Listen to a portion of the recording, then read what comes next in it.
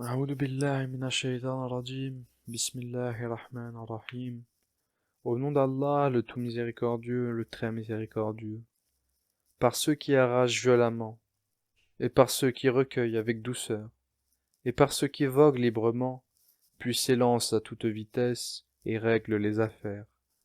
Le jour où la terre tremblera au premier son du clairon, immédiatement suivi du deuxième, ce jour-là il y aura des cœurs qui seront agités d'effroi, et leurs regards se baisseront.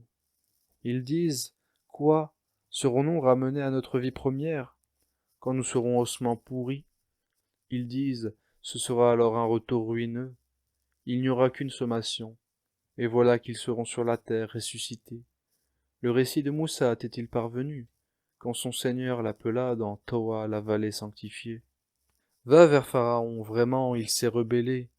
Puis dis-lui: voudrais-tu te purifier, et que je te guide vers ton Seigneur, afin que tu le craignes? Il lui fit voir le très grand miracle, mais il le qualifia de mensonge et désobéit. Ensuite il tourna le dos, s'en alla précipitamment, rassembla les gens et leur fit une proclamation, et dit: c'est moi votre Seigneur le Très-Haut. Alors Allah le saisit de la punition exemplaire de l'au-delà et de celle d'ici-bas. Il y a certes là un sujet de réflexion pour celui qui craint. Êtes-vous plus dur à créer ou le ciel, qu'il a pourtant construit? Il a élevé bien haut sa voûte, puis l'a parfaitement ordonnée. Il a assombri sa nuit et fait luire son jour, et quant à la terre, après cela, il l'a étendue.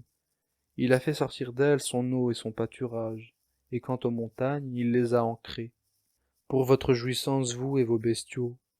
Puis quand viendra le grand cataclysme, le jour où l'homme se rappellera à quoi il s'est efforcé, l'enfer sera pleinement visible à celui qui regardera. Quant à celui qui aura dépassé les limites et aura préféré la vie présente, alors l'enfer sera son refuge.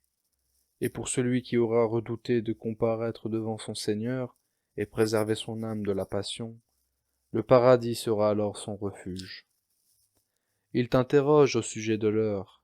Quand va-t-elle jeter l'ancre? Quelle science en as-tu pour leur dire? Son terme n'est connu que de ton Seigneur. Tu n'es que l'avertisseur de celui qui la redoute. Le jour où ils la verront, il leur semblera n'avoir demeuré qu'un soir ou un matin.